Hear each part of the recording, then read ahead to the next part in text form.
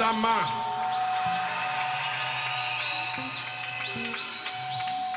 Nous devions louer l'Éternel Tosengelaki kokumisa Yahweh partout, bisika nyonso, même dans les bus. ata na ba bus. Vous louez l'Éternel. Ozali kokumisa Yahweh.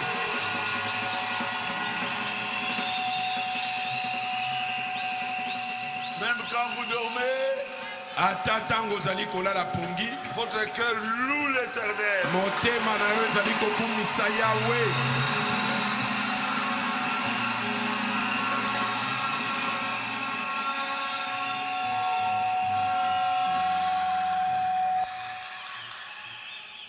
Oh, Jésus, tu es merveilleux.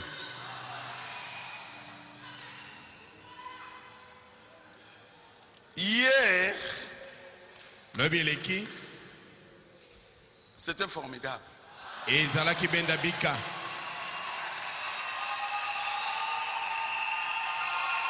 J'ai ouvert la LTVA. Na fungolaki RTVA. J'ai vu le pasteur Barouti en train de prêcher. Na moni mokengeli baruti koteya.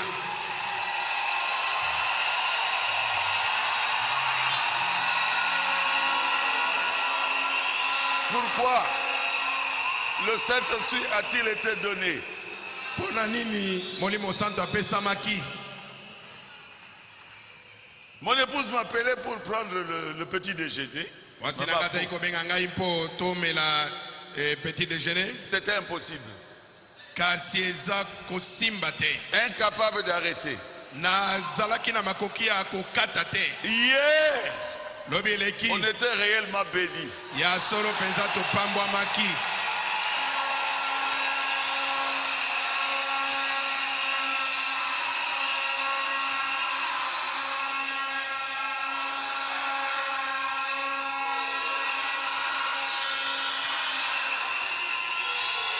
Bien-aimés, Balingami,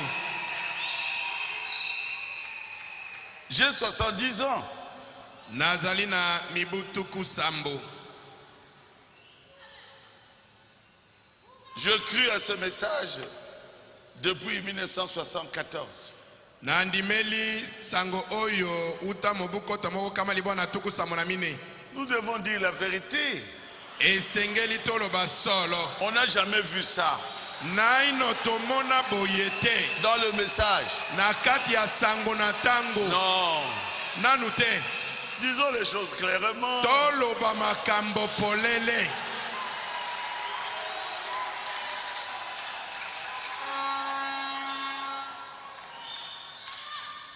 Il y a une sœur qui a apporté aujourd'hui au pasteur Barouti son enfant presque mort. Viens ici. Ndeko moko ya mwasi autaki koya na mwana na ye epai na mokengeli bauti kala mingi te. Mwana wana penza azalaki toloba neti akufaki. Soko zali awa yaka ndeko mwasi na mwana. Comment? Mwana mamongala. Mama ndeli.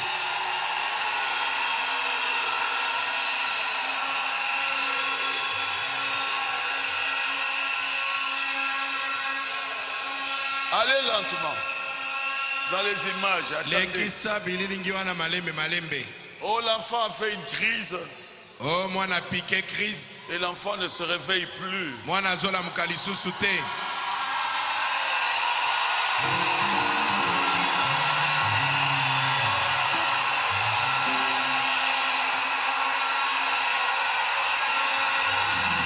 Ici, il va en français.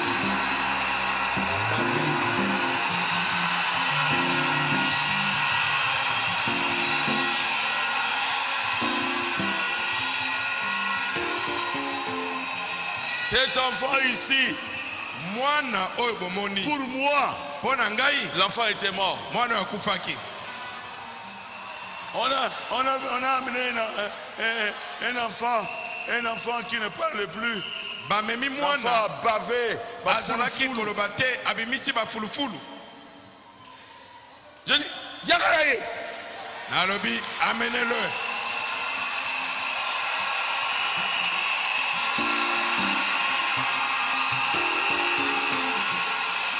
Là, je suis en train de prier pour l'enfant. esika wana nazobondela mpo na mwana. Yaka. Venez. Moi, j'ai un problème. Pasteur. Amen. Au Moi, sepeli, hein? sepeli makasi pasteur. Je suis très content, pasteur. Tobanda ikoya à l'église. Tokomi na côté à rond-point Ngaba na moi c'est wana. On venait à l'église quand nous sommes arrivés au niveau des ronds-points Ngaba. Na mona kaka mwana mbala moko akwei. Directement l'enfant est tombé. Akangami abandi ko sala crise d'épilepsie. Et l'enfant appliqué une crise d'épilepsie. Asubi. Et l'enfant a commencé à baver. Nazui Il a même uriné. Moi je suis sa grand-mère.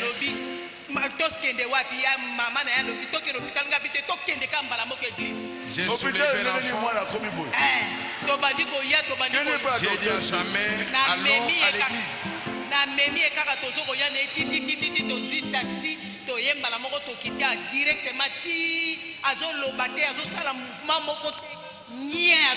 Nous l'avons vu transporter à l'église ici. L'enfant ne parlait pas. Mouvement, Et nous sommes venus directement jusque chez le pasteur. Allez, tambola.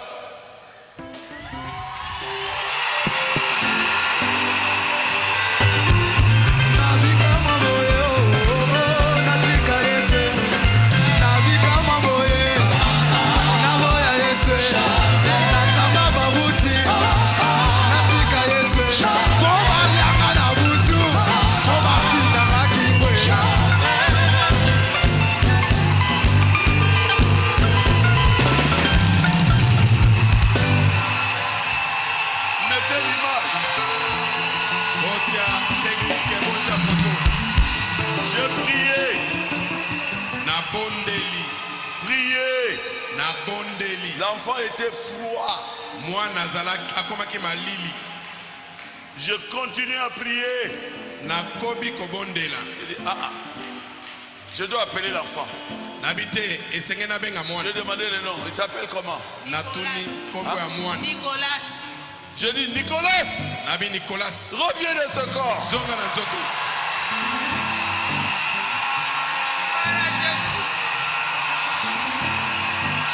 Ouvre les yeux. Fungola miso. Nalobi fungola miso. Nicolas a ouvert les yeux. A fungoli miso. Sa mère voulait Yokoko. Koko na ye. Olugagi omemaye. Nalobaki na yo nini? Olobi kitisa ya tika ye. Okone alinga memaye nalobi kitisa ye na sata bo. Atambola. Nicolas. Nalobi ne loba. Je lui ai dit, dis, le Seigneur Jésus m'a guéri. Nicolas a dit, et Nicolas a dit, le Seigneur Jésus m'a guéri.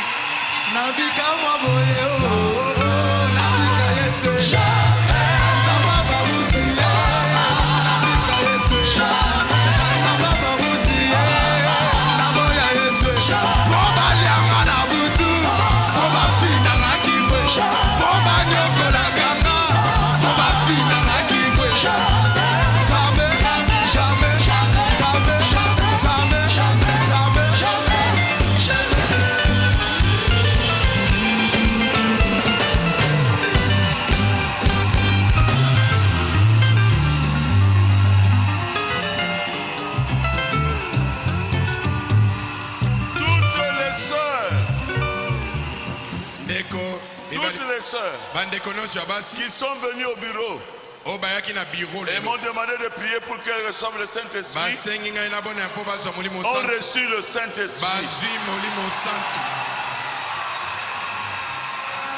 J'ai dit, Maman Louvi, j'ai dit, allez chercher Maman Louvi pour qu'elle vienne les transporter. Bien-aimé, Balingami, Jésus est ici. Awa. Mais j'ai dit, mais ça c'est un défi.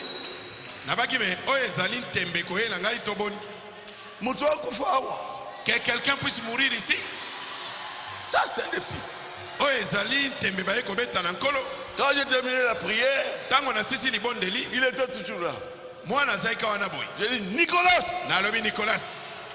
Ouvre tes yeux. fungola miso na yo.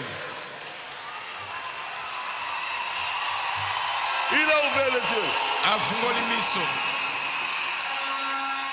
La maman voulait prendre Nicolas. J'ai dit non. Mama alingi amema Nicolas na lobi te. Il doit marcher. Esengeli atambola. Coco était étonné. Sa grand-mère était étonnée. J'ai dit, Jésus m'a guéri. Nicolas a dit, Jésus m'a guéri. Nabi na Nicolas lobete Yesu abikisi ngai, alobete Yesu abikisi ngai. Frère, hier c'était formidable. Bandeko lobi eleki ezalaki benda bika. Est-ce que c'est la vérité? Est-ce que eza solo? Dieu a donné le Saint-Esprit aux gens Nzambe apesi bato molimo santu pour que les gens prennent la relève. po ete bato bazwa mokumba ya mosala. Dieu, habitant dans la stature d'un homme, Nzambe kufanda kati na lolenge ya moto. l'Église est maintenant censée prendre la place de Christ. Eklesia esengeli sasa epi kozwa esika ya Kristo Et continuer son ministère. mpe kokoba na mosala na ye.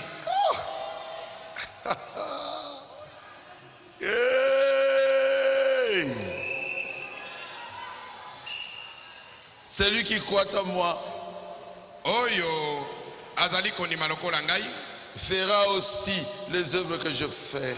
akosala mpe misala ngai nasali. Encore un peu de temps mwa ntango moke lisusu et le monde ne me verra plus. bamokili bakomona ngai lisusu Mais te, vous me verrez. kasi bino bokomona ngai. Alléluia. Amen. Cependant, Nzokande vous me verrez bokomona ngai parce que po ete je serai en vous. nakozala kati na bino. La statue de l'homme parfait, paragraphe 60. Mosanda ya mobali wa bongi be ete na sango tuku motoba.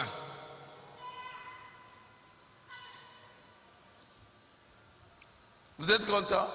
Bosepeli ya Dieu Nzambe s'est déversé dans son église. amisopi na kati na eklesia na ye. Pourquoi? Mpo na nini? Paragraphe 84. Ete na sango tuku mabena mine. Le but d'envoyer le Saint-Esprit, Ntina oyo atindelaki molimo santu c'était que Dieu continue à travers un groupe de gens ezalaki ete Nzambe naza na etonga moko ya bato à continuellement manifester Dieu. akoba komonisa Au Nzambe ntango nyonso na mokili. Pourquoi le Saint-Esprit? Paragraphe 84. Bona ini molimo santu atindamaki ete na sango tuku mabena mine. Vous devez manifester Dieu. Otindami komonisa Nzambe. Le monde doit voir Dieu à travers son église. Esengeli mokili bamona Nzambe na nzela na eklesia na ye. Quel bonheur! Esengo na boye. C'est ça le baptême du Saint-Esprit. Yango nde libatisi ya molimo santu. C'est quoi?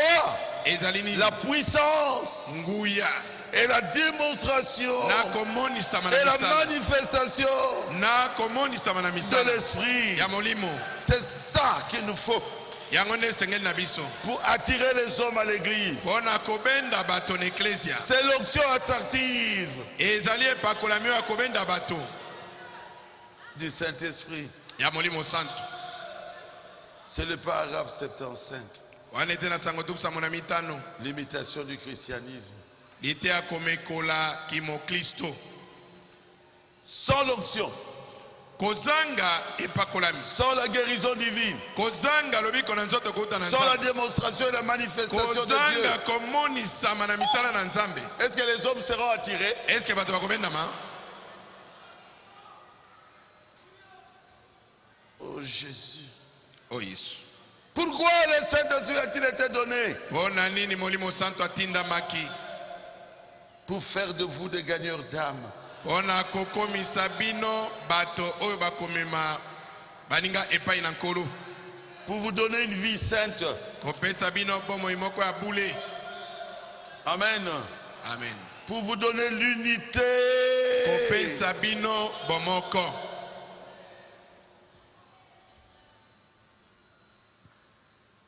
À Makanza. Namakanza. Comment s'appelle le pasteur?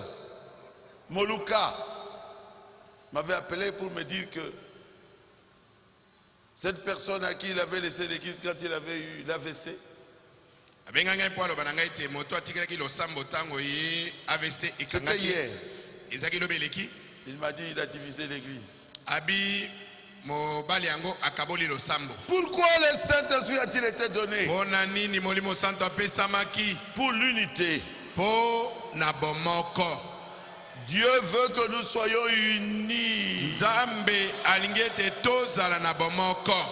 Si vous comprenez, dites Amen. Soki ososoli loba amen. Moi j'ai le Saint-Esprit. Nga naza na molimo santo. Toi tu as le Saint-Esprit. Yo oza na molimo On santo. va te séparer, pourquoi? Bongo okabola yango pona nini? Toko kabona pona nini? Est-ce que le Saint-Esprit se divise lui-même avec Est-ce le que- Saint-Esprit? Molimo santo akomi kabola ye moko na molimo santo lisusu. Non. Non. Amen. Amen. Pourquoi le Saint-Esprit a été donné? Pona nini molimo santo atindamaki? Paragraphe 112. Ete na sango mokama na zomi na mibale. Il sert à donner de l'onction au prédicateur. Aliko sunga mpona kopesa epakolami na Il mote. sert à donner la sainteté au groupe. Aliko sunga mpona kopesa kimo santo na Il etonga. sert à mettre l'église en ordre. Azali kosunga mpona kotia eklesia na molongo. Il sert à amener l'unité d'esprit. Azali kosunga mpona komema bomoko ya molimo. Il sert à nous unir ensemble. Azali kosunga mpona kosangisa biso Il sert lisanga à nous moko. unir ensemble. Azali kosunga mpona kosangisa biso lisanga Dans moko. l'amour. Kati na bolingo. L'amour fraternel. Bolingo na bandeko. Il y a un seul ciel. Lola ezali kaka moko. Nous allons continuer à nous disputer là-bas? Tokokoba koela na kuna. Non. Te. Non. Te. Non. Te. Si quelqu'un a le Saint-Esprit, Soki moto aza na molimo santo. il ne peut pas diviser une église. Akoki kokabola losambo te.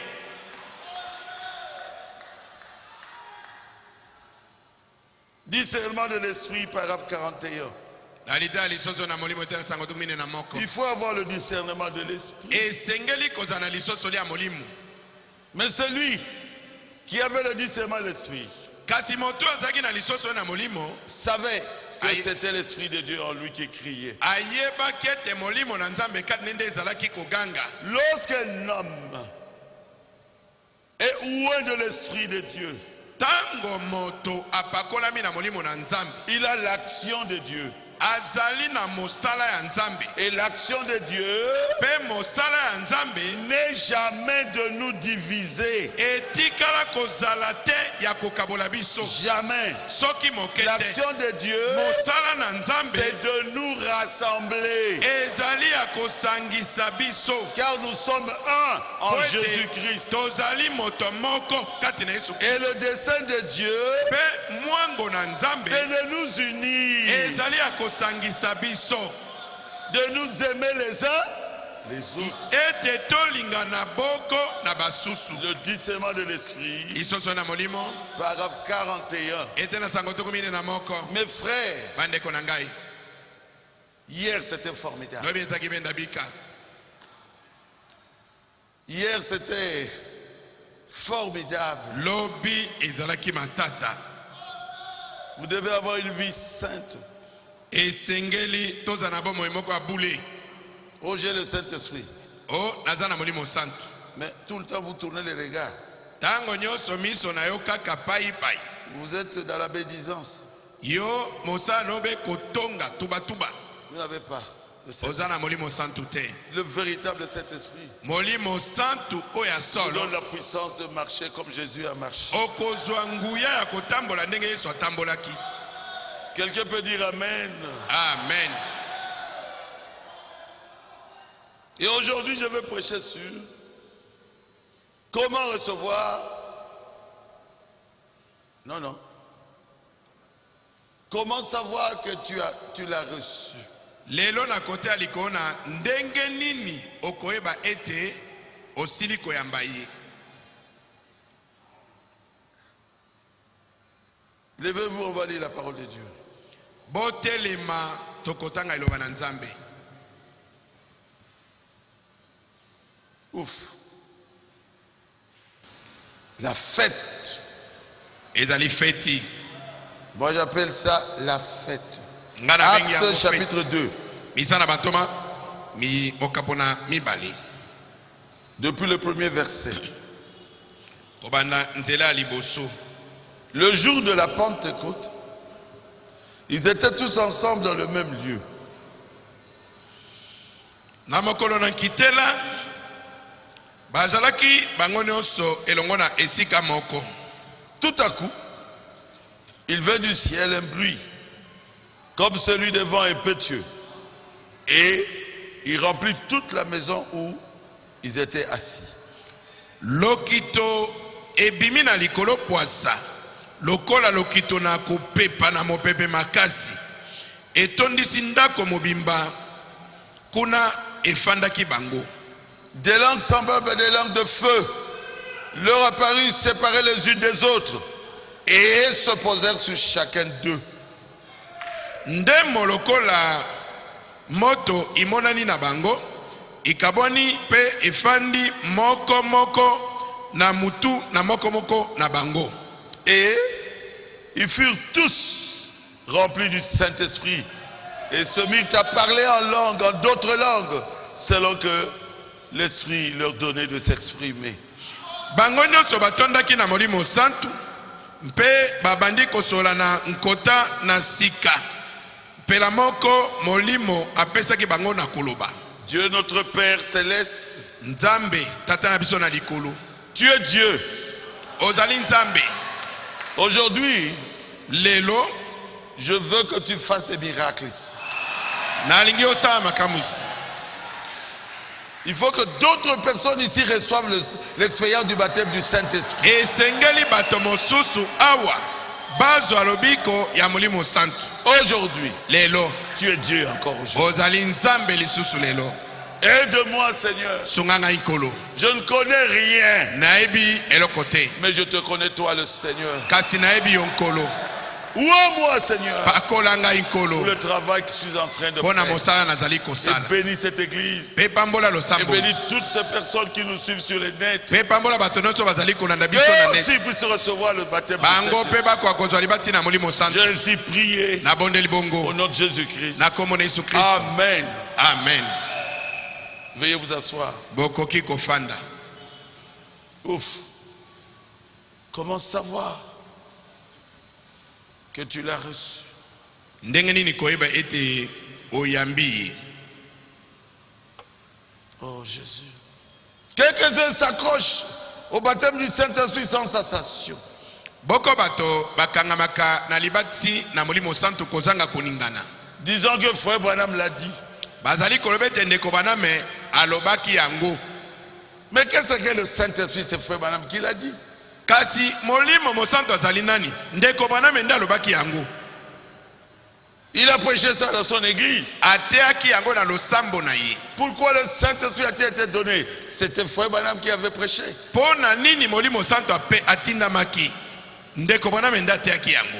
C'est une question de vie ou de mort. Ezali likambo ya kufa to bomoi. Cherchez le baptême du Saint-Esprit. Luka libatisi ya molimo santu. Oh, moi je ne crois pas. Tu ne crois pas. Mais moi je vais lire les Écritures. Oh ngai nazondima yango te. Mais ngai na kotangela o makomi. Ils avaient reçu le Saint-Esprit. Bango bayambaki molimo santu. Ils peuvent dire comment ils avaient reçu le Saint-Esprit. Bakoki koloba ndenge ni bazwaki molimo santu. Les apôtres à la chambre haute. Bantoma nete na ndaku na likolo. Mais Jésus leur avait déjà prêché la parole. Yesu asateki bango liloba. Mais ils avaient cru à la parole que Jésus avait Pe prêchée. bandimelaki liloba Yesu ateyaki. Alors, bongo sikoyo. mais pourquoi ils avaient encore attendu pour recevoir le Saint-Esprit? Pona nini bakende ozela sumpo na kozwa molimo santu. Partout Bisika nyonso dans la Bible na Biblia où le Saint-Esprit s'est déversé, esika molimo santu akitaki Il y a eu une expérience. lobiko moko elandanaki na yango. Ah, Eh, ça vient pas seulement comme ça. elaka bongo te. C'est pour cela que nous prêchons, pour que vous puissiez savoir. Yango wana tozali kote ampo ete boko akoyeba. Quand ça viendra sur vous, Tango molimo santo akwa likolo na yo, vous savez que je l'ai reçu. yo moko okoyebete na zwi. Vous saurez que je l'ai reçu. Okoyebete na zwi molimo santo. Vous ne pouvez pas le recevoir Okoki koyamba yete. en mode de savoir ce que c'est Bobele oyeba soki azali nani. et ce qu'il va produire quand il viendra sur vous. Bobele oyeba tango akwa likolo na yo akosala nini. Je vais lire au paragraphe 22. Qu'est-ce que le Saint-Esprit? Nakende tena sakotuma na mbale molimo santo aza nani. Vous ne pouvez pas venir recevoir le Saint-Esprit Okoki koya kozwa molimo santo te. à moins de savoir ce que c'est. Bobele oyeba molimo santo azali Et nani. vous ne pouvez pas le recevoir Pe okoka koyamba yete. si vous savez ce que c'est, à moins de croire que c'est une promesse donnée pour vous. Okoka koyamba yete soki oyebi nani azali. Bobele soki ondimi ete ezali elaka moko pona yo. Et qu'il est pour vous. Mpe ondimi ete azali ya yo. Et puis vous ne pouvez pas savoir si vous l'avez reçu ou pas, Pe okoki koyeba te soki oyambi ye to te. à moins de savoir quel résultat il produira quand il viendra sur vous. Bobele oyeba mosala nini akosala tango ya koya likolo na yo. Alors vous saurez ce que vous avez Wana nde okoyeba oyo ozali na yango quand vous le recevrez. tango koyamba ye. Est-ce que c'est clair? Est-ce que eza polele? Si c'est le Saint-Esprit, ça doit venir comme les apôtres à la chambre haute au commencement. Soki eza molimo santo atindami koya lokola bantoma kuna nete na ndako ya likolo na ebandeli. Ah, ils avaient écouté la parole prêchée par Jésus lui-même. Bango bayokaki lilobo Yesu ye moko ateyaki. Et ils avaient cru en Jésus-Christ Bango bandimelaki Yesu comme le Kristo Messie. lokola Mesia na Mais ils bango. devaient attendre la promesse du Père. Kasi esengelaki bazela elaka ya tata. Oui, nous croyons au message de Frère Branham. Biso toali kondimela sango na ndeko Mais bana. Frère Branham a prêché Kasi ndeko bana et a mateyaki. prié pour les gens afin qu'ils reçoivent le Saint-Esprit. Pe abondelaki mpona bato mpo ete bato bazwa molimo Mais santo. pourquoi vous fouillez ça? Mpona nini bino boli kokima yango? Oh, je lis seulement. Je lis seulement, vous resterez. O ngai na kotanga kaka naza kotanga kaka. Il faut aussi la dynamique. Esengeli nguya pe ezala. La mécanique, c'est bien. Esalele eza malamu. Mais la dynamique aussi est nécessaire. Kasi nguya pe ezali na motuya. Et notre dynamique, Pe nguya na biso c'est le baptême du Saint-Esprit. ezali libatisi ya molimo santo. Acclamez le Seigneur Jésus. Betela nkolo Yesu Kristo maboko. Oh Jésus. Oh! Nous remarquons Tozali komona dans la Bible, na kati na Bible partout où les gens avaient reçu le Saint-Esprit, quelque chose s'était passé. bipai nyonso bato bazwaki molimo santo eloko moko esalemaki. Si nous prenons Acte 2, Soki tozwi misala bantoma bokapwa mibali. quelque chose s'était passé. Eloko moko Ils esalemaki. avaient même parlé en langue. On les avait considérés comme ivres Yango balobaki kutu minoko na sika pe bato mosusu bamoni bango neti balangwaki. parce que quelque chose s'était passé. Po ete eloko moko esalemaki. Amen. Amen. Moi je crois à cela. Ngai na ndimi yango bongo. Vous croyez à cela? Bino pe bondimi bongo. Nous devons recevoir le Saint-Esprit comme les apôtres au commencement. Esengeli tozwa molimo santu ndenge bantoma ne bandeli bayambaki yango. Deuxième écriture. Après la chambre haute, c'est à Samarie. Makomi ya mibale nsima na ete na ndako ya likolo ezaki na Samaria. Acte chapitre 8. Hein? Misana bantoma mokapo ya mwambe. Lisons cela. Totanga. Ils avaient déjà reçu la parole. Basi bayokaki liloba pe bayambi yango. C'est le verset 14. Nzela zomi na mine. Philippe était parti là-bas et il leur avait apporté la parole. Philippe akendeki kuna pe ateyaki bango liloba. Et les frères étaient là avec un magicien encore dans l'église. Pe bandeko bazalaki wana na Moïse soloka moko na kati na losambo. Il s'appelait Simon le magicien. Kombo na ye ezalaki Simona Moïse soloka. Verset 14. Nzela zomi na mine. Les apôtres qui étaient à Jérusalem ayant appris que la Samarie avait reçu la parole de Dieu, Eyokaki bantoma bazaki na Yerusalem ete kuna na basamalia bayambaki pe liloba na Nzambe. ils envoyaient Pierre et Jean. Batindaki Petelo na Yohane kuna. Ceux-ci, arrivés chez les Samaritains, Ekomaki bango epai na basamalia. priaient pour eux Babondelaki mpona bango. afin qu'ils reçoivent le Saint-Esprit. Po ete bakoka kozwa molimo santo. Car Po ete il n'était encore descendu sur aucun d'eux. atikalaki na eno kokita likolo na ata moko na bango te.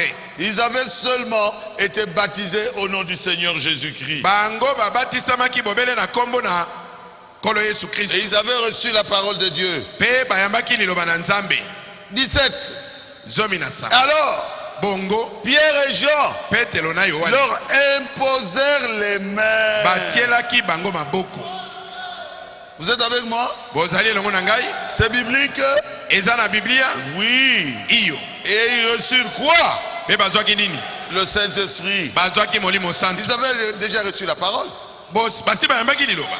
Ils croyaient en Jésus. Bango bandimelaki Yesu. Il fallait qu'on leur impose encore les mains Esengelaki batiela bango lisu maboko. par des personnes qui avaient reçu le baptême du Saint-Esprit à Jérusalem.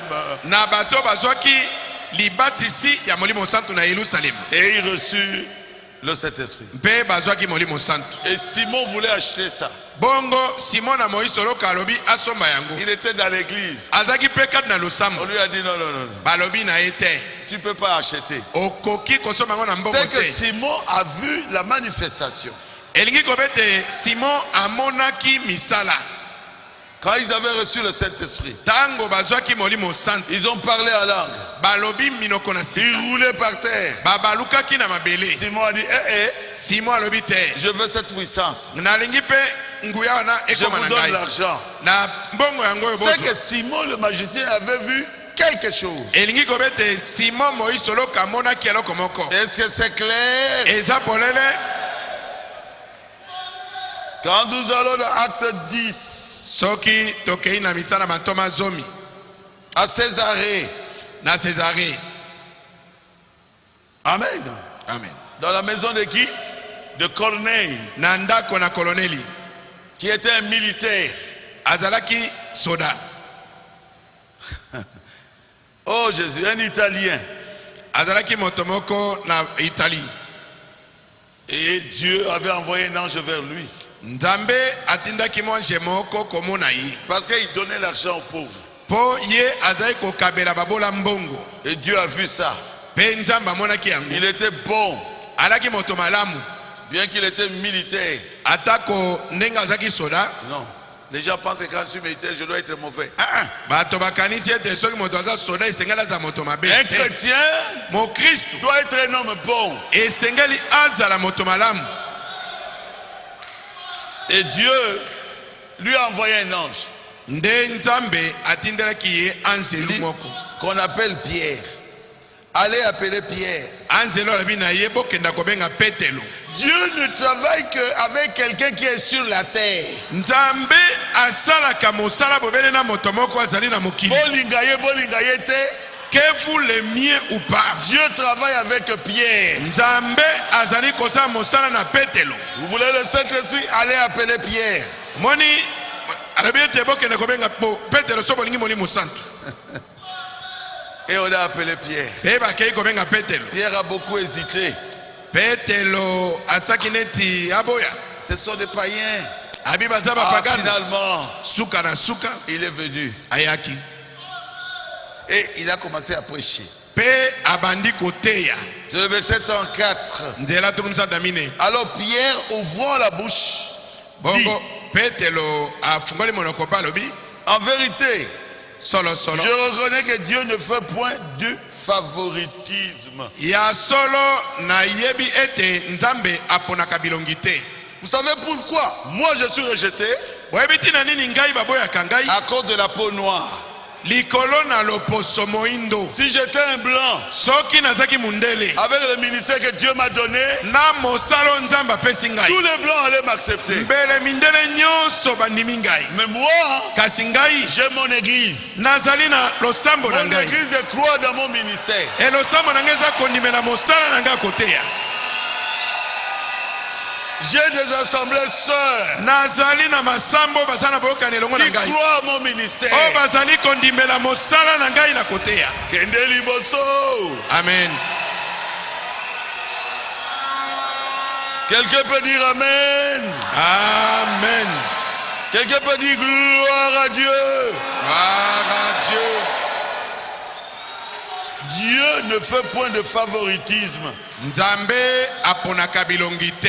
Mais quand toute nation, celui qui le craint pratique la justice, Kasi nekolo lui est nyonso agréable. moto oyo akobanga ye pe akosalela boyenge bene nde akosepelisa Nzambe. Ah oui, Corneille était un homme qui craignait Dieu. Kone ezaki mobali oyo azali kobanga Nzambe Et Dieu lui a envoyé un ange. pe Nzambe atindeli ye anzelu. Quand il va dire Dieu m'a envoyé un ange, je dis toi. Soki alobi Nzambe atindeli ngai monzelu abi yo. Il ne va pas envoyer un ange chez un juif. Atinda anzelu epai na moyuda te. Il va envoyer un ange chez toi. Atinda monzelu epai na yo. Allez, longo. Patan. Dieu ne fait pas du favoritisme. Nzambe aponaka bilongi te. Il m'a parlé. Asololaki na ngai. Mon serviteur Baruti. Mosali na ngai baruti. Comme ça. Boye. On dit matin. Qu'est-il ekwai ou pas?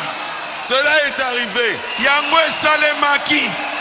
C'est un paradoxe. Ezali ekamwiseli. C'est un paradoxe. Ezali ekamwiseli. Dieu ne fait pas de favoritisme. Nzambe aponaka bilongi te. Amen. Amen. Et il a commencé à parler de Jésus. Pe abandi koloba na ntina Yesu. Nous devons prêcher qui? Esenge tote ya nani? Nous devons prêcher qui? Esenge tote ya nani? Nous devons parler de qui? Esenge tolobela nani? Je parle ici au prédicateur. Awa nazolobela batei. Si vous voulez que Dieu descende, Soki olingi Nzambe akita. vous prédicateurs, pendant que vous prêchez, Bino batei tango boza koteya. voici le secret. Sekele yango oyo. Sekele ya kotombo ananga. C'est Jésus. Ezali Yesu. Parlez de Jésus. Lobela mobele Yesu. Élevez Jésus. Tombola Yesu. N'élevez pas un homme. Kotombola moto te. Ne m'élevez pas. Kotombola ngai te. Élevez qui? Jésus. Tombola Yesu.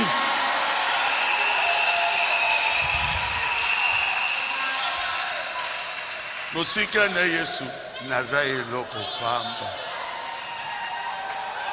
Et Pierre leur a parlé de Jésus. Petelo alobeli bango na ntina na Yesu. Vous savez ce qui est arrivé en Judée, Boyebi oyo ekomaki na Yudai, en Galilée. na Galilai. Il dit, Dieu avait envoyé son Saint-Esprit. Abi Nzambe atindaki molimo santu na ye. Et nous sommes témoins de cela. Pe tozali banzengeneke na Il a yango. envoyé son messager, Atindi motindami na ye. le Christ Jésus. Kristo Ils Yesu. l'ont tué. Abomi ye. Dieu l'a ressuscité le troisième jour. Nzambe asekwisi ye moko na misato. Il est apparu, nous l'avions vu. Amonani pe tomoni ye. Et il est monté dans la gloire. Pe amataki na nkembo. 42. Tokomile na Et mibali. Jésus nous a ordonné de prêcher au peuple. Pe Yesu apesi biso etinda ya kote ya bato. Nous prêchons qui? Twali kote ya nani? Est-ce que nous prêchons Baruti? Est-ce que twali kote ya Baruti? Nous prêchons Branham? Hein? Twali kote ya Branham? Nous prêchons Luther? Twali kote ya Luther? Nous prêchons Paul? Twali kote ya Paulo? Nous prêchons Pierre? Twali kote ya Petelo? Nous prêchons qui? Twali kote ya nani? Et quand Pierre prêchait Jésus, Petango Petelo azali kote ya il Yesu. n'avait même pas imposé les mains. atielaki bango kutu naino maboko Et te. le Saint-Esprit était descendu. Pe molimo santo akitaki. Oh. Amen. Amen. Amen. Amen. Il n'a pas dit, voilà, je suis puissant. Moi, Pierre.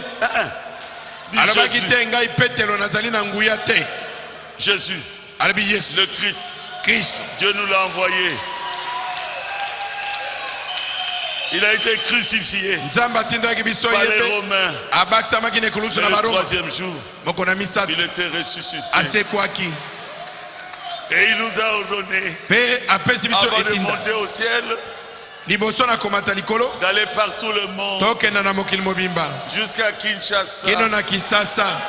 de parler de lui, Kolobela na tina na de ye. prêcher Jésus. Kote ya Yesu. Il n'avait même pas encore terminé. Nanu kutu asilisaki te. Verset 44, Ndela tokumine na mine. lisez ça. Totanga yango. Comme Pierre prononçait encore ces mots, Lokola Petelo azaki na kobimisa maloba. le Saint-Esprit Molimo santu. descendit sur tous ceux qui écoutaient. Akitaki liko na bo nyonso bazalaki kolanda. Ma soeur, Ndeko na nga mwasi. vous aussi, Yo pe. vous écoutez comment j'élève Jésus. Ozali koyoka ndenge nazali kotombola Yesu. Le Saint-Esprit est descendu sur vous. Molimo santu akiti liko na bino. Croyez, Ndima. croyez, Ndima. croyez. Ndima. Il est ici. Azali awa. Il est ici. Azali awa. Et il est en train de descendre sur vous. Pe azali kokita likolo na yo.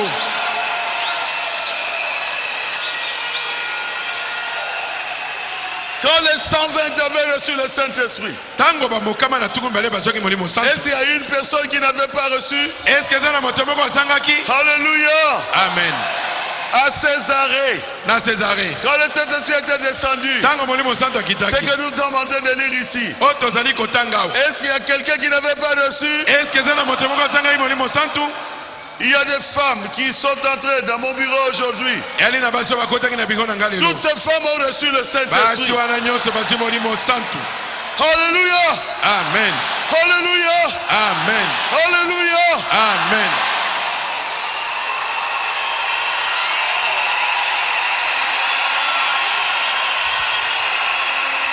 Comme Jésus, comme Pierre, Tango Petelo prononcez encore ces mots. azalaki na ino koloba maloba. Le Saint-Esprit Molimo santu descendu sur tous ceux Akiti qui likolo. écoutaient la parole. na bango nyonso bazalaki koyoka liloba. Et tous les fidèles circoncis étaient un peu fâchés là. Pe bandimi nyonso oyo bakata mingenga bayuda Comment le Saint-Esprit peut tomber sur eux? basiliki babi oh molimo santu akiti likolo na bango pwani. Comment Dieu peut utiliser un noir comme pasteur Baruch? Ndenge nini nzambe asala moto moyindo lokola mokengeli baruti. Comment eux, les Italiens peuvent recevoir le baptême du Saint-Esprit? Ndenge nini bango bato na Italie babanda suko ozwa Et ils libasa molimo étaient santu. étonnés. Bakamwa Tous les fidèles circoncis qui étaient venus avec Pierre furent étonnés bayuda nyonso batambolaki elongo na Petelo bakamwaki. de ce que les dons du Saint-Esprit étaient aussi répandus sur les païens. Na lolenge ete likambo na molimo santu ekitaki mpe likolo na bapagano. Car Po ete ils les entendaient parler en langue et glorifier Dieu. bayokaki bango koloba monoko na sika mpe kokumisa Nzambe. Celui qui a reçu le Saint-Esprit Moto oyo azwi molimo santu glorifie Dieu. akosanjola Nzambe.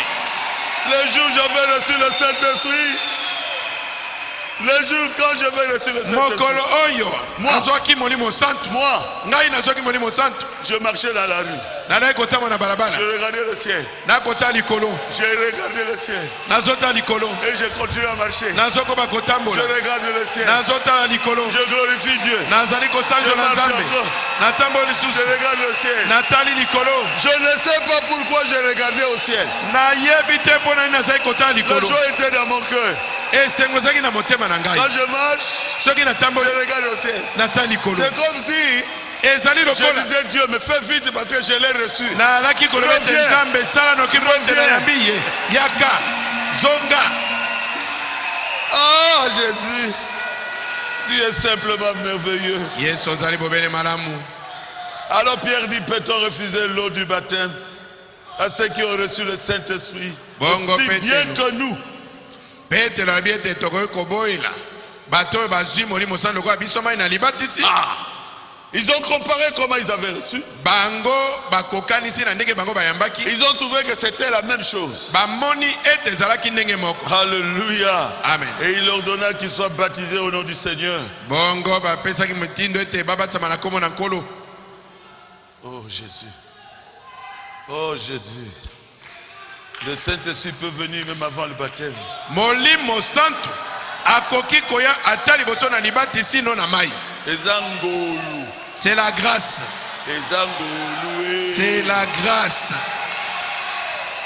Ezangolu. C'est la grâce. Amen. Amen. Ah Seigneur, tu es merveilleux. Kolo zali malamu. On peut prendre encore une place, hein? Tokozo esika mosusu Éphèse, hein? na Efese. Prenons Éphèse. Tokamata Efese. À Éphèse, acte 19. C'est ça, hein? Misala bantoma zomi na libwa. Acte 19. Pendant qu'Apollo était à Corinthe, Na tango yo Apollo azaki na Korinto. Paul, après avoir parcouru les provinces, les hautes provinces de l'Asie, arriva à Éphèse. Paulo alikaki na nzela na ngomba na kati na mokili mpe akomi na Efese. Ayant rencontré quelques disciples, il leur dit, Bongo akutana na bayekoli mosusu wana mpe alobi na bango, est-ce qu'ils avaient reçu le message? est-ce que basi bayambaki sango na tango? Oui. Iyo. Apollo leur avait apporté le message. Apollo asi atiaki bango sango. Mais Paul leur dit, avez-vous reçu le Saint-Esprit? Kasi Paulo atuni bango ete, est-ce que bozwaki molimo santu? J'enlève quand? Nalongoli tango. Après que vous ayez cru? Sima na bino kondimela. Il lui répondit, oh, nous ne savons même pas. Nous n'avons même pas entendu dire qui est cet esprit. Bayanoli ebabi ete totikala pe koyoka tate ete molimo santu moko azalaka. Il dit, Alobi, de quel baptême avez-vous donc été baptisé? bongo libatisi nini bino bobatisamaki? Oh, le baptême du Père, Fils et Saint-Esprit. Oh, libati na tata mwana pe Il molimo dit santu. non. Habite. Alors Paul dit, Paul alobi, Jean baptisé du yo baptême de repentance, disons au peuple de croire en celui qui venait après lui, c'est-à-dire Jésus. alobi Yohana batiaki libati ya kobongola motema. Koloba na bato ete bandimela oyo azalaki koya sima na ye elingi koloba Yesu. Sur ces paroles, ils furent baptisés au nom du Seigneur Jésus. Na maloba wana babatisamaki na kombo na nkolo Yesu.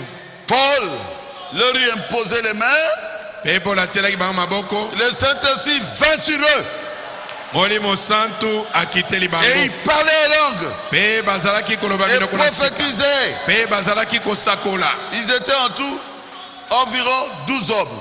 Bazalaki pene na mibali zomi na babale. Est-ce qu'on dit que c'est seulement 11 qui avaient reçu? Est-ce que balobi ete ka zomi na moko nde bazwaki? Seulement 10. Hein? Babi ka zomi pamba. Vous aurez le Saint-Esprit aujourd'hui. Bino bokozwa molimo santu lelo. Faites-vous baptiser au nom de Jésus. Batisama na kombo na Yesu. C'est ça la condition. Mobeko yango wana. Le Saint-Esprit doit venir sur vous. Esengeli molimo santu ya likolo na yo. Oh Jésus, Oh Yesu. tu es merveilleux. Ozali malamu. 3 témoins, ça suffit. Banzengeleke misatu. Matatoli misatu ekoki. Oui. 3. Matatoli chambre misatu. haute. C'était avec sensation.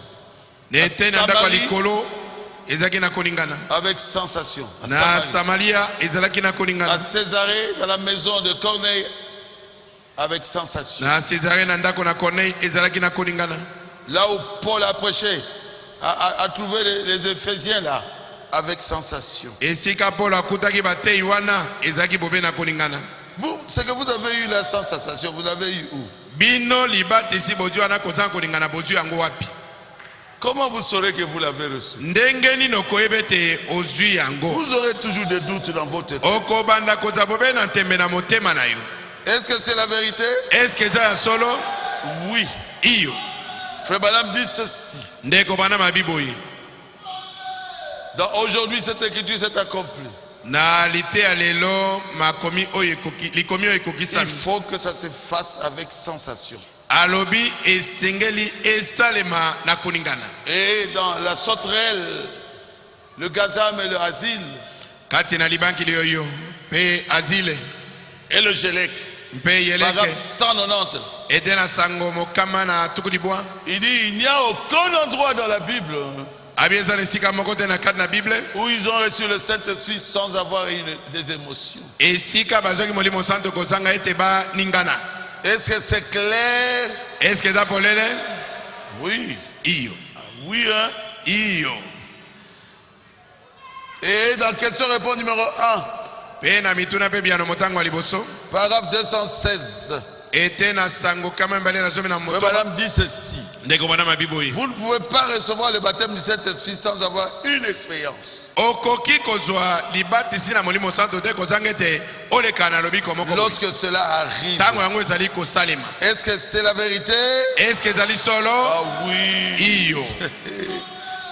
Ah, je suis simplement en train de lire. Hein. Dans le péché impardonnable, ça c'est pas moi, c'est le frère Branham. Nakana lisumu elimisamaka te ezali ngai te ndeko banam.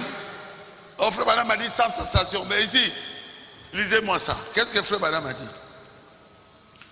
Et chaque homme ou chaque femme qui est né de l'Esprit de Dieu a en lui une expérience dont il sait directement quand c'est arrivé, comment c'est arrivé et quel genre de fait cela a produit sur lui. Moi je sais Ngai na yebi comment j'avais reçu le Saint-Esprit. ndenge nini nazwaki molimo santo Et c'est que cela avait fait dans mon corps, mpe na yebi eloko nini esaki na nzoto na ngai dans mon esprit, na molimo na ngai jusque dans mon âme. kino na bomoi na ngai kati Clair. polele. Chaque homme ou chaque femme Mobali nyonso mwasi qui nyonso est né de l'Esprit de Dieu oyo abotami na molimo na Nzambe a en lui une expérience kati na ye aza na lobiko moko dont il sait directement quand c'est arrivé, ayebi mpenza baboko ntango nini esalamaki comment c'est arrivé ndenge nini esalamaki et quel genre de fait cela a produit sur lui. mpe lolenge na misala nini yango esali likolo Et na ye quelque chose lui est arrivé. mpe eloko moko ekomeli Il ye est né de l'Esprit de Dieu. abotami na molimo na Nzambe Quelque chose qui l'a changé. eloko moko ezali ebongoli ye Et il est passé par la conversion. mpe alekani na mbongwana. Acclamez le Seigneur Jésus. betela nkolo yesu kristo maboko.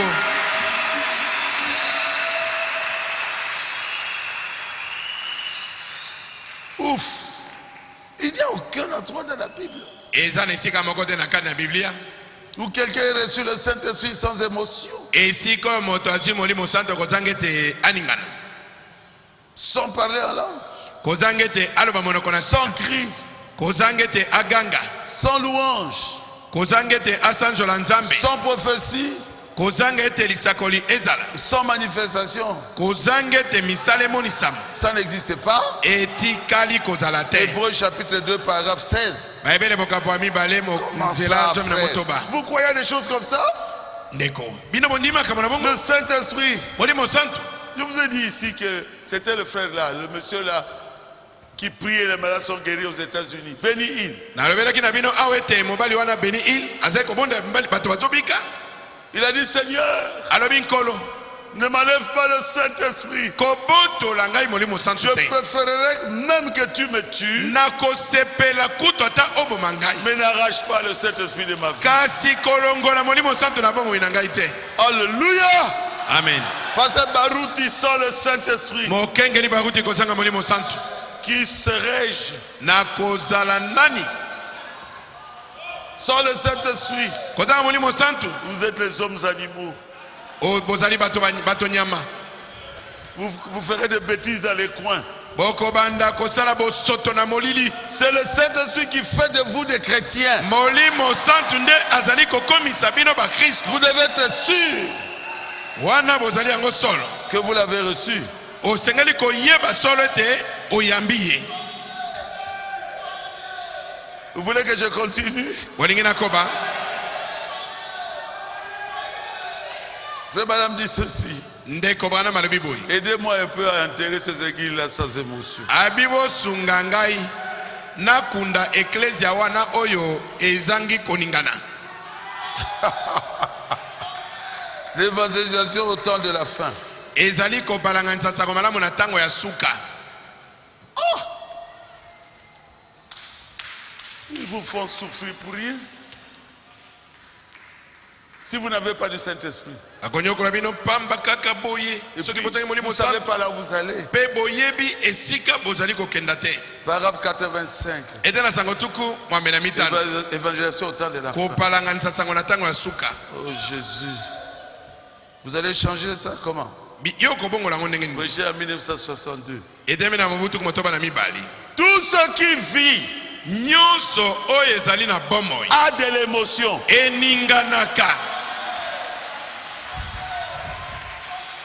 Quand vous allez mettre bas, vous allez enfanter.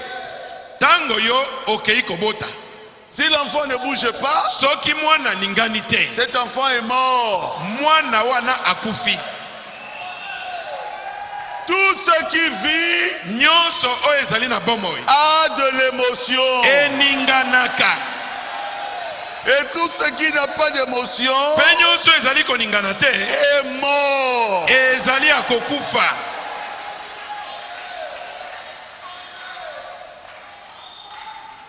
On vous donne votre enfant. Vous venez d'accoucher. L'enfant ne bouge pas.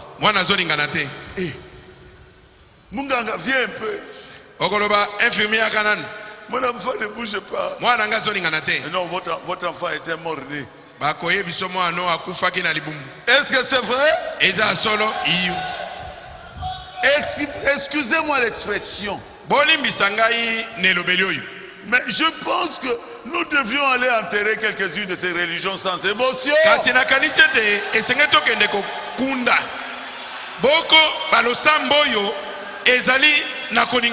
On doit les enterrer. Quand le médecin vous dit, vous venez d'accoucher un mort-né. Dans les hôpitaux, il y a des places là où on enterre les morts-nés.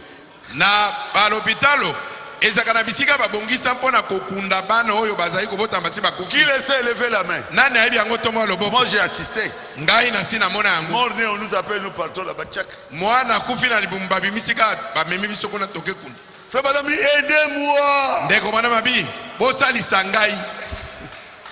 à enterrer quelques-unes de nos religions sans émotion.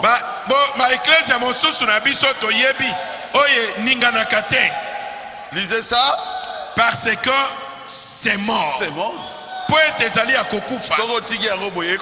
Si vous le savez cela comme cela, ça va pourrir. Pourquoi? Cela n'a pas d'émotion. Toute religion qui n'a pas d'émotion devrait être enterrée. Voyez-vous? Parce que la religion fait appel aux émotions.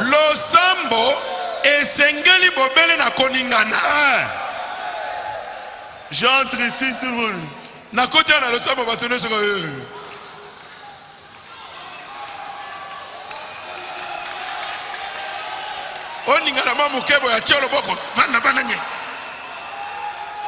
Bien-aimé, il faut qu'il y ait de gloire à Dieu. De merci Seigneur. Et alléluia.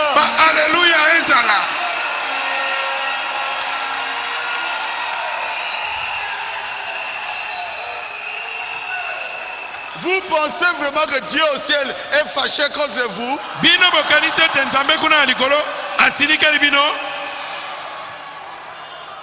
Moi, un pasteur Baptiste m'avait dit, papa, mokengeli moko babatiste alobaki na ngai Qu'est-ce papa que tu fais pour que les gens puissent avoir le Saint-Esprit comme ça? yo osalaka ndenge nini mpo bato bazwa molimo santu boye?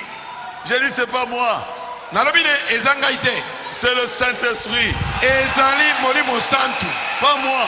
ngai te, ezali nkolo yesu.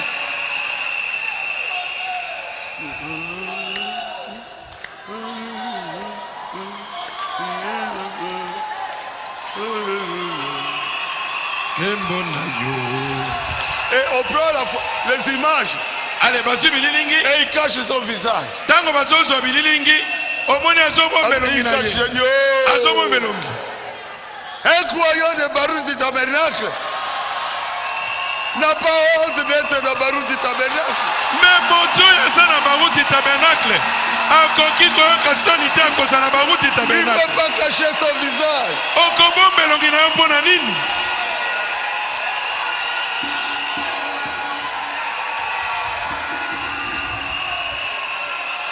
Il est vivant.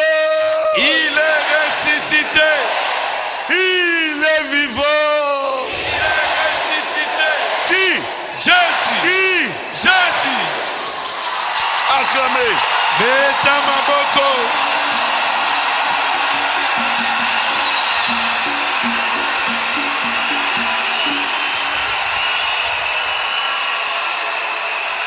Ozako Bombani.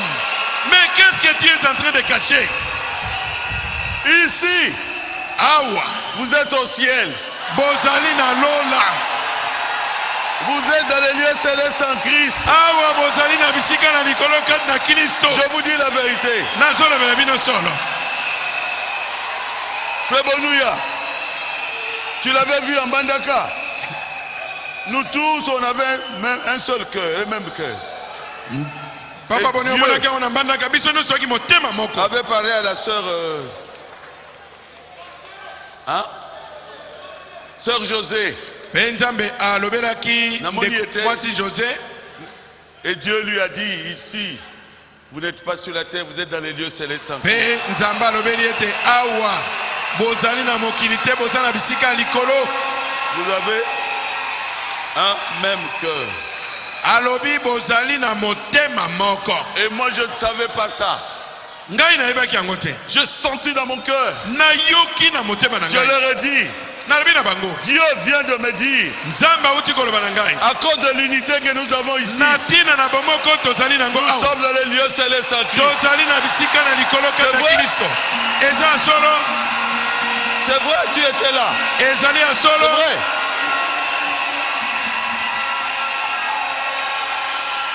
On s'est embrassé. Toyambani. Au lieu de manger, les gens étaient à genoux. Au lieu de manger, Na esika kolia. ils étaient tous à genoux. Bango nyonso bakwei na mabolongo. Papa Ndembo, tu étais là. Ils étaient tous à genoux. Bango nyonso na Et ils mabolongo. pleuraient de joie. Bazolela na esengo. Quand Kotonga, Kotonga, Kotonga, Kotonga, Toujours Kotonga. critiquer, critiquer, critiquer. On doit enterrer ces mauvaises habitudes. Esengeli tokunda mimesano mabe wana.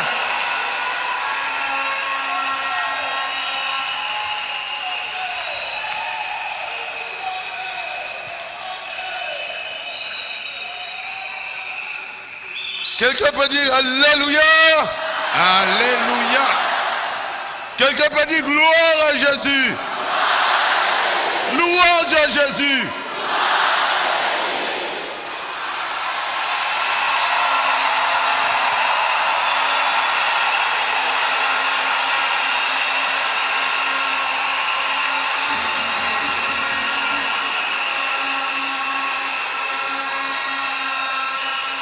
Une conversion Kobongola motema apporte une expérience. eyaka na lobiko. Oh, je me suis converti. O ngai na bongoli motema. Oh, où est l'expérience? Wapi lobiko na yo? Frère Madame dit une conversion Ndeko bana mabete kobongola na motema. apporte l'expérience. Eyaka na lobiko. Quelquefois, Mbala mosusu cela peut être crié. ekoki kozala koganga. Alléluia. Alléluia. Peut-être que vous l'avez déjà. Mbala mosusu osi ozwi Votre yango cœur deja. est rempli de joie. Tango moto tonsami na esengo. Vous faites ça, il y a des larmes qui coulent. Okomona mai na miso ezali kokita. Ça ne vient pas parce qu'on vous a frappé.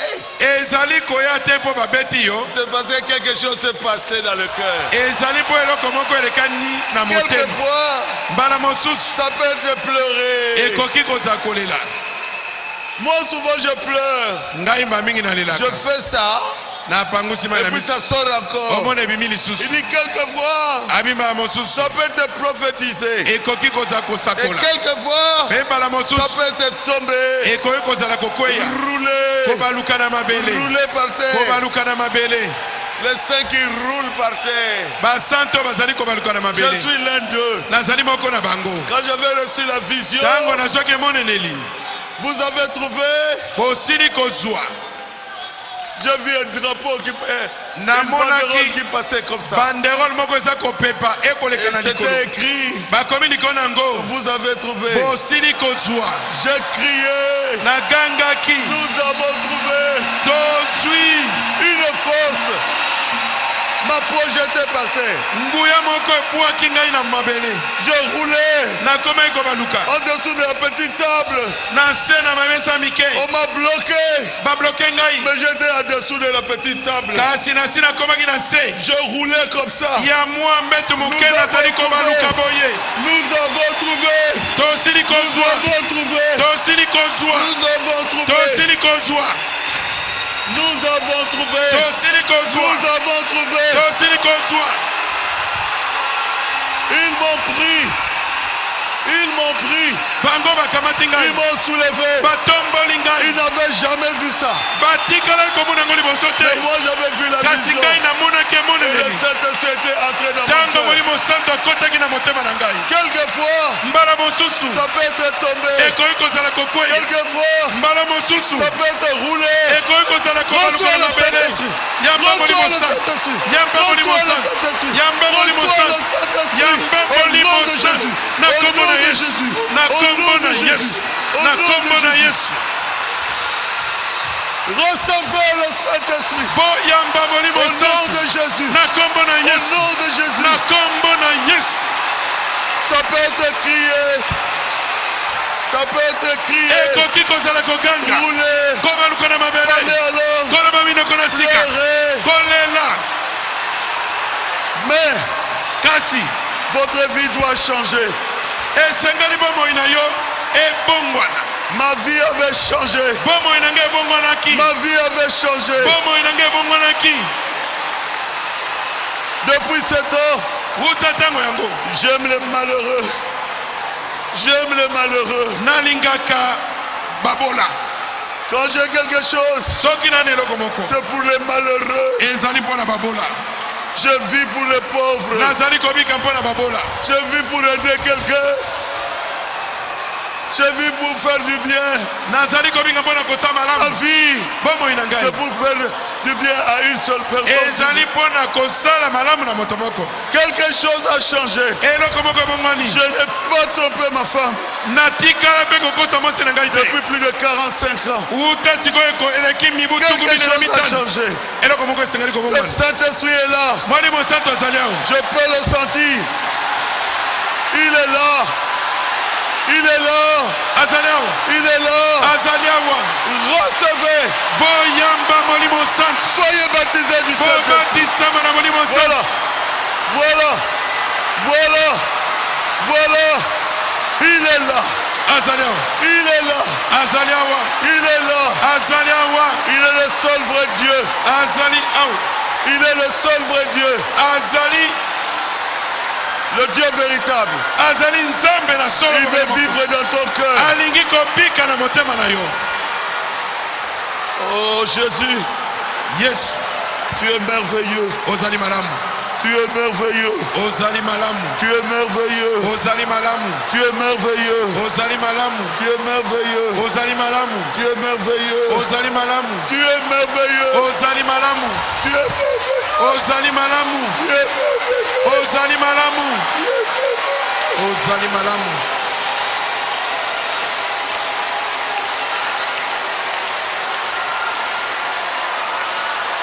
Tu es l'unique Dieu. ozali nzambe bobele moko Vis dans mon cœur. bika na motema na ngai Un jour, mokolo moko mokolo moko j'avais prié toute la nuit. nabondelaki butu mobimba Et le matin, mpe na ntongo une bougie brûlait dans mon cœur. moto moko ezopela na motema na ngai Une bougie brûlait dans mon cœur. bushi moko eza kopela na motema na Je ngai dis, nalobi le feu divin moto na nzambe brûle dans mon cœur. ezopela na motema na ngai Le feu brûlait dans mon cœur. moto eza kopela na motema na Le ngai baptême du Saint-Esprit est une réalité. libatisi ya molimo santo ezali Je sono l'ai reçu.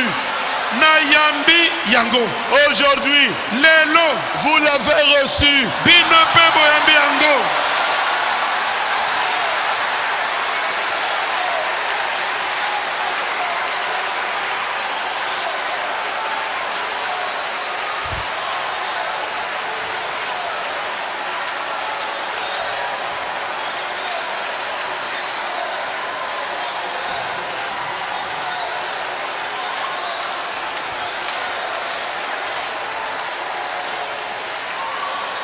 Frère Branham l'avait eu ndeko Branham ayambaki yango chez les Noirs. epai na bato moindo Dans son prix, na kati na liteya sans prix, ya ntalo te sans rien à payer. ya mbongo te Un soir, poko moko dans un petit groupe de soi-disant exaltés na lisanga moke ya basantu moko bo baza kotuntuka qui roulent par terre, oyo baza kobaluka na mabele j'ai trouvé ce que je cherchais. nazwaki oyo ngai nazaki koluka Ce que l'argent ne pouvait acheter. oyo mbongo ekokaki kosomba te Dans ce groupe de gens illettrés, na lisanga na bato wana bayinga incultes, batanga te pauvrement habillés, balata na ndenge moko ya babola des noirs, bato moindo pour commencer. mpo na kobanda Là, au sol. kuna na mabele Oh. Dans un vieux petit bar aménagé, na vieux. kama bar moko bakala basikaki J'ai kobongisa trouvé un prix.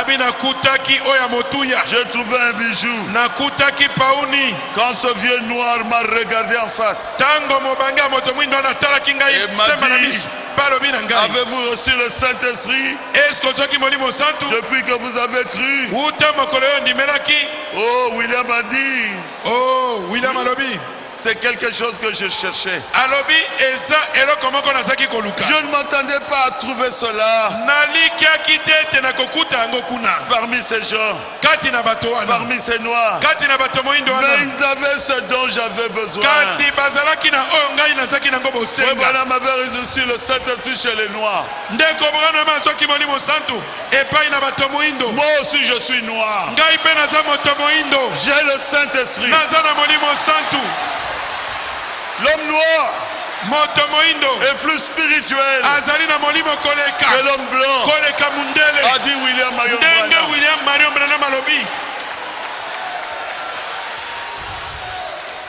Oh Jésus, o yesu tu es merveilleux. ozali malamu Jésus, yesu tu es l'incomparable. ozali oyo bakoki Je kokokanisa na suis moto te obligé d'arrêter. Je ne continuerai pas. nakokoba lisusu te Je ne continuerai pas. nakokoba lisusu te Demain, on sera ici. lobi moko na poso tokozala awa Nous allons préparer les gens au baptême du Saint-Esprit. tokobongisa bato na libati ya molimo Et le santu dimanche, ça sera l'imposition des mains mpe moko na yenge kozala botielami maboko par les saints qui ont reçu le Saint-Esprit qui sont ici. na basanto bazwi molimo santu baoyo bazali awa Surtout les diacres. koleka mingi basuki Venez demain si vous voulez le Saint-Esprit. yaka lobi soki olingi kozwa molimo santu Vous serez remplis. okotondisama Même Paul, ata on polo lui avait imposé les mains batielaki ye maboko par Anania. na anania Et Paul était rempli du mpe Saint-Esprit. polo atondisamaki na molimo Mais qui santu êtes-vous? yo ozali nani Parce que vous avez étudié? mpo otangi mingi Non. te Étude ou pas étude. otanga te Recevez le Saint-Esprit. yamba molimo santu Recherchez le Saint-Esprit. luka molimo santu Recherchez le Saint-Esprit. luka molimo santu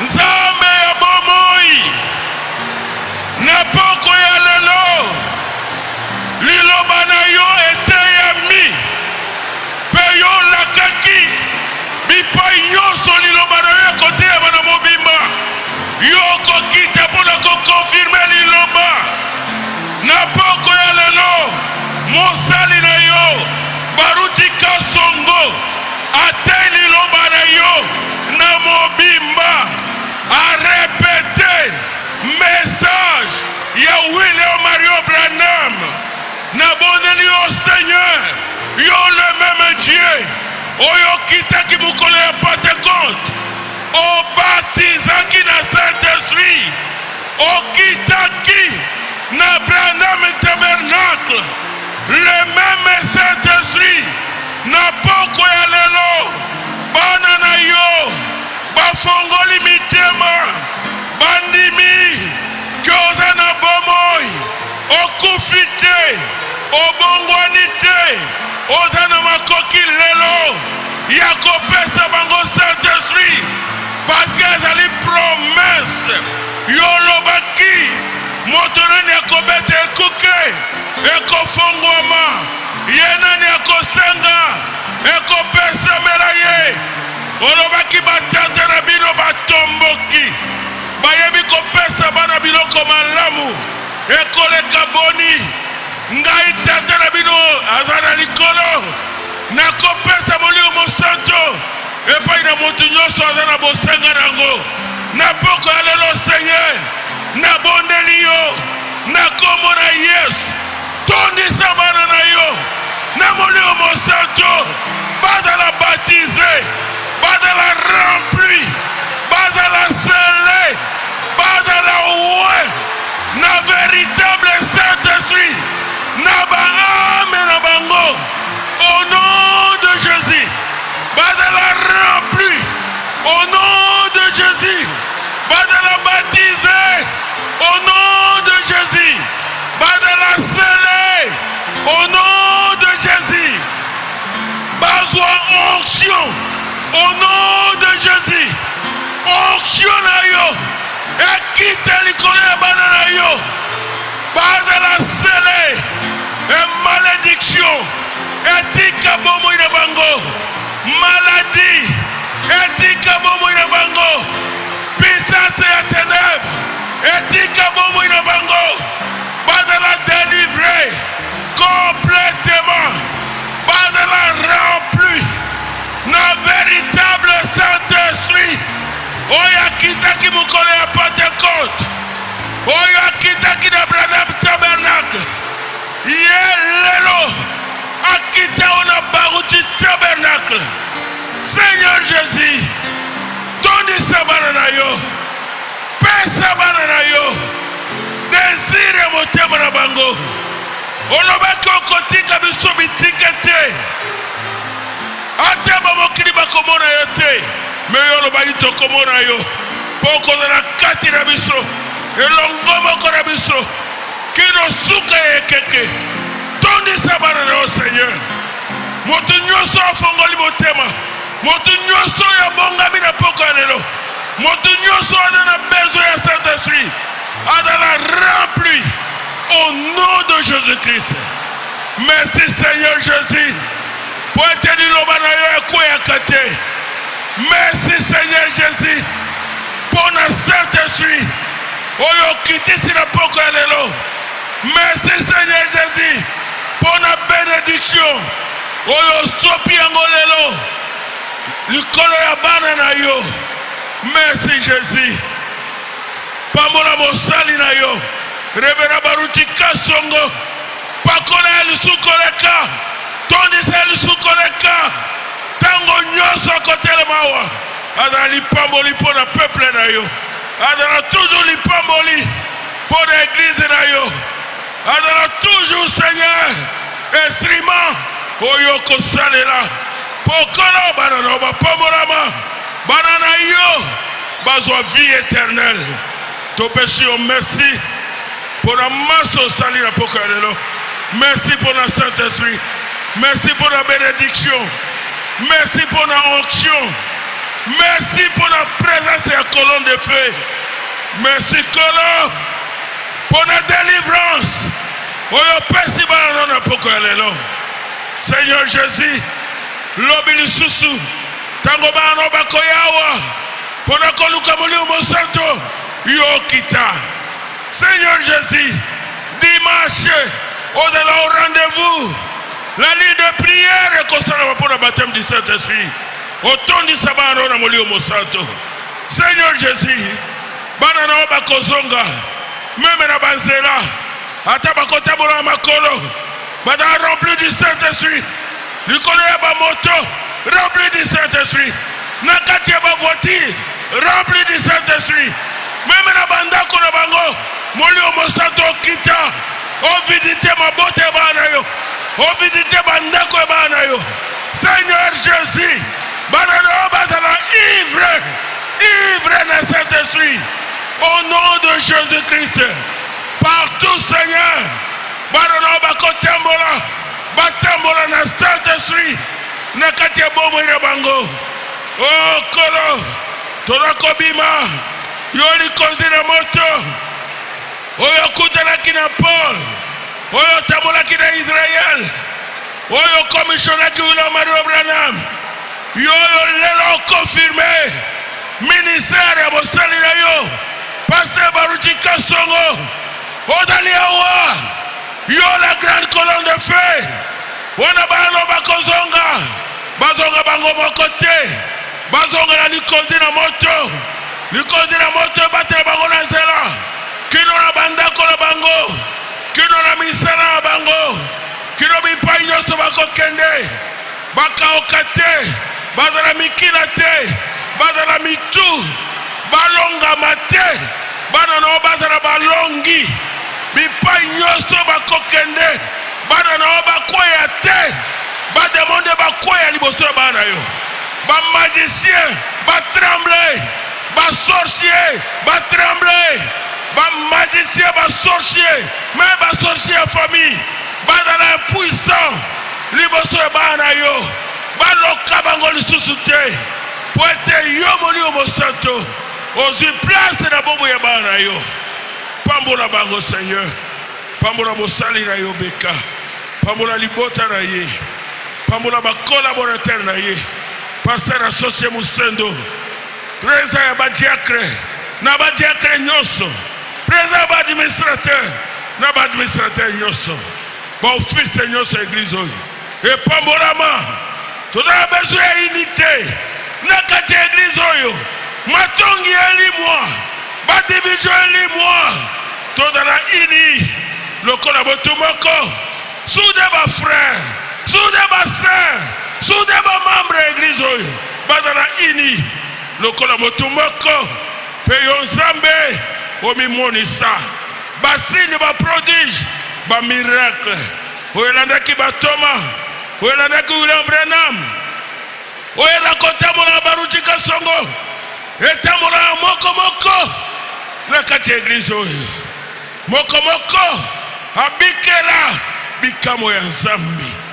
Oh Kolo bomo ya bana ebongwana. Bayi balonga kite balonga. Bayi bakoya kibatelema. Moto ya kolembaza alisosité. Merci Tata. Merci pour Pamboli. Merci pour Tondisi. Merci pour Kangoli biso. Merci pour Bikisi biso. Merci pour notre projet malamu ozanango pour na biso. Merci pour être au pessibiso. Kole quand même désir mitema na biso. Pour to sengi na kombo moko. Kombo ye deseva kamuchote. Kombo ye kweya kate. Kombo ye fongola kabikuke. Kombo ya bomoi. Kombo ya mapamboli. Kombo ya elonga. Kombo ya kimia. Kombo ya bomoi, kombo ya lobiko, kombo ya délivrance, kombo ya élévation, kombo ya succès, kombo ya mobile na libala, kombo ya Nzambe na biso, Nzambe ya solo, kombo na Yesu Kristo. Amen.